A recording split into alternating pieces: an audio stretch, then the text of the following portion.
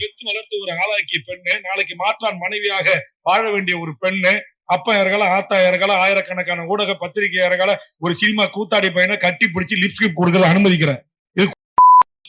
தமிழக வெற்றிக் கழகம் சார்பில் பொதுத் தேர்வில் அதிக மதிப்பெண் எடுத்த மாணவர்களுக்கு நடத்தும் பாராட்டு விழாவில் விஜய் பெண் குழந்தைகளை தொட்டு பேசுவது குறித்து விமர்சனம் செய்திருந்த தமிழக வாழ்வுரிமை கட்சித் தலைவர் எம்எல்ஏ வேல்முருகனுக்கு தேமுதிக பொதுச் செயலாளர் பிரேமலதா விஜயகாந்த் பதிலடி கொடுத்துள்ளார்.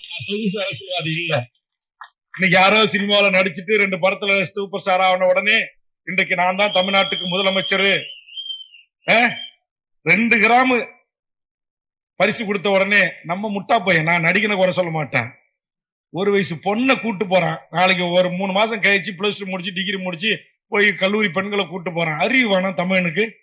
அவன் பெத்து வளர்த்து ஒரு ஆளாக்கிய பெண்ணு, நாளைக்கு மாற்றான் மனைவியாக வாழ வேண்டிய ஒரு பெண்ணு, அப்பா இறகல ஆத்தா இறகல ஆயிரக்கணக்கான ஊடக பத்திரிகை இறகல ஒரு சினிமா கூத்தாடி பையனை கட்டி பிடிச்சி லிப்ஸ்டிக் கொடுக்கல அனுமதிக்கிறேன். இது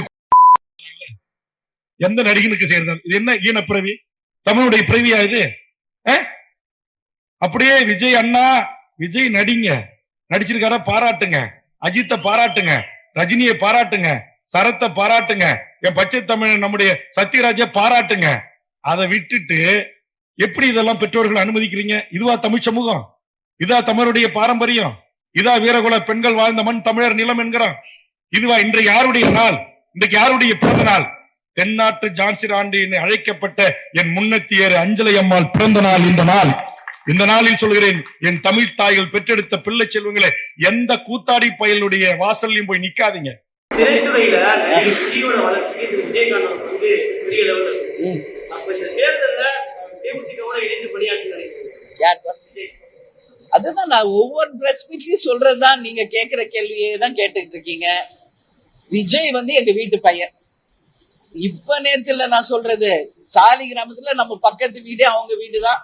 பிறந்து வளர்ந்ததுல இருந்து கேப்டனுடைய சிறு வயது வேடங்களிலிருந்து டைரக்டர் எஸ்ஏசி கூட மட்டும் 17 படம் கேப்டன் பண்ணியிருக்காரு.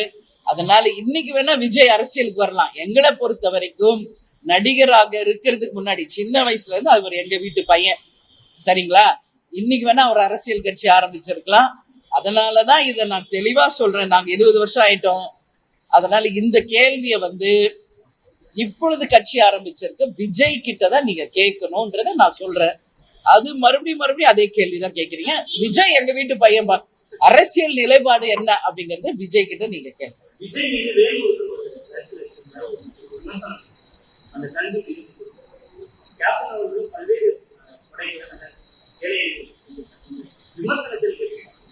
விஜய் வந்து எல்லாரும் மேல இப்படி தோல் மேல கை போட்டு வந்து போட்டோ எடுக்கிறாரு, அது ஒரு சர்ச்சைன்னு சொல்றாங்க.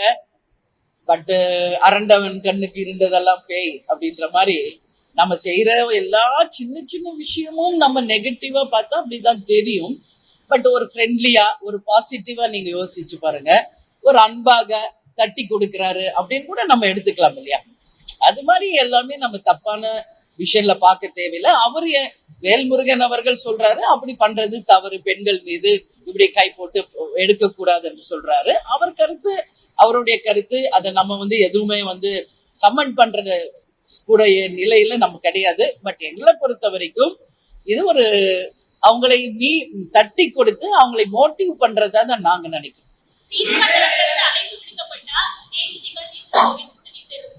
அது அந்த காலம் வரும்போது அதுக்கான பதில் சொல்றேன், சரிங்களா? செய்திகளை உள்ளது உள்ளபடி தெரிந்து கொள்ள ரெஃப்ளெக்ட் நியூஸை சப்ஸ்கிரைப் பண்ணுங்க.